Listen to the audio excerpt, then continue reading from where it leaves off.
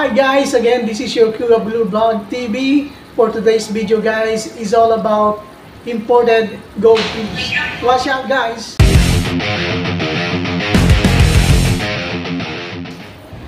So yun guys, very thankful tayo ngayon dahil pinayagan tayo at pinanlakan tayo ng isa sa pinakamagaling na groomer ng isang imported goldfish na nandito lang dito sa Marikina guys. So watch out guys, papakilala ko sa inyo. At ito na guys, ipapakilala ko na sa inyo ang may-ari ng Aqua Martins Garage.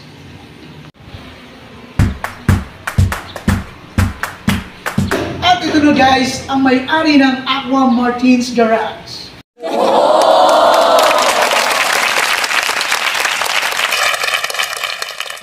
Good day mga fish keepers. Ako po si Martin Santiago, ang owner at groomer ng Aqua Martins Garage here in Metro Manila. So yun guys, Martins, saan mo ba nakukuha itong mga imported goldfish natin? Bali yung mga goldfish natin galing ng Thailand at Indonesia, but island born here in Metro Manila. So yun guys, so yun si Martin guys, siguro i-share niya sa atin kung paano siya mag-groom ng imported goldfish. By the way, Kim, groomer ka lang ba or naging breeder ka rin ng mga imported goldfish? Nung nag-start ako, nag-breed ako ng mga goldfish. Tapos, natuto ako mag-groom. Nagko-concentrate ako ngayon sa grooming. So yung guys, naging groomers na ng mga imported goldfish. By the way guys, today's video, papakita niyo guys yung mga isda niya dito na naka-display. Nandito lang dito sa Marikina City guys. So watch out guys sa ating mga video tungkol sa mga goldfish.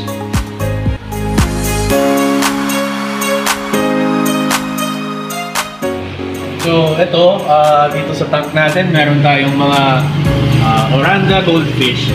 Short body, short tail, and long body, broad tail. Yan po yung mga classifications ng goldfish dito natin sa tank na to. Makikita niyo po, kumakain sila. Yan ang isang way natin how to groom them. So, Martins, mahirap bang mag-groom ng mga isda? Actually, mahirap mag-alaga ng goldfish. You need to give your full effort, time, tapos dedication para maalagaan silang mabuti.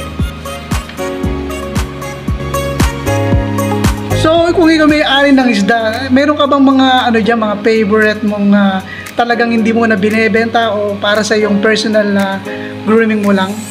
Meron naman. Actually, yun kasing grooming, yung tinatawag na grooming, ang ibig sabihin talaga nun, you groom them to see the full potential of the goldfish. So, yung goldfish natin, makikita natin na gumaganda sila, nag-iiba talaga yung itsura nila once you groom them. How you groom them is you feed them. Daming feeding ang ginagawa namin, tapos iba-ibang pagkain ang binibigay namin sa kanila.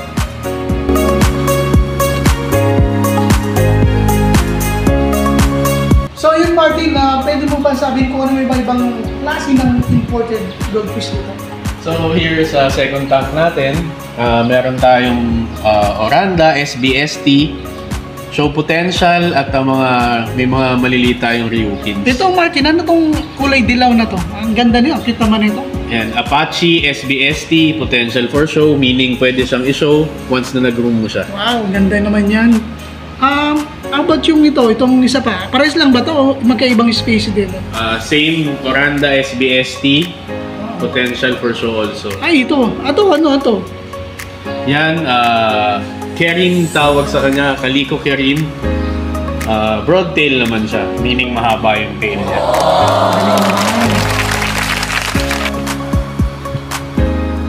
So yun guys, pag-uusapan natin kung ano naman yung kung mahal bang mag-alaga ng mga ganitong imported goldfish. Watch out kayo guys. So yun nga Martins, magkano ba nag-range ng mga goldfish natin? So, meron tayong tinatawag ng mga duty sizes.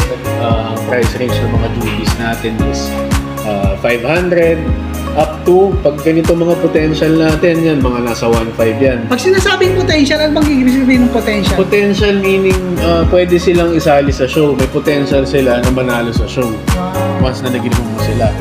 Meron din naman tayong mga show grade. Yung show grade natin, nag-range ng 3,000 and up. Pag sinabing show grade, ano ito? Yung parang naka-ready na for... Show grade meaning nanalo na siya sa show. Wow! At yun, meron na siyang award na nakuha, meron na siyang prize na nakuha. Kaya yung medyo mataas na rin yung presyo niya. Ibig sabihin, magandang isda na siya. Since nandito tayo sa mga ganitong mga aquarium, may mga, how about yung mga expenses naman guys? Ayun, Kuya Blue, ang expenses natin dito, syempre medyo malakas din tayo sa water. We do water changes frequently.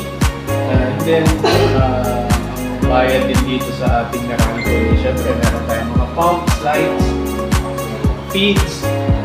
Medyo magastos din, pero you have the benefit naman of enjoying din. Stress reliever, nakakatanggal ng mga anxiety problems. Maganda na mag-alaga nito mga to. Yung guys, sarap pala talaga mag-alaga ng mga ganitong mga imported goldfish at makikita nyo guys, ito yung mga naging winner ng Martin's Garage. So as you can see, nung unang video natin, marami na po si Martin's na natanggap na award sa pag-aalaga din ng mga imported goldfish.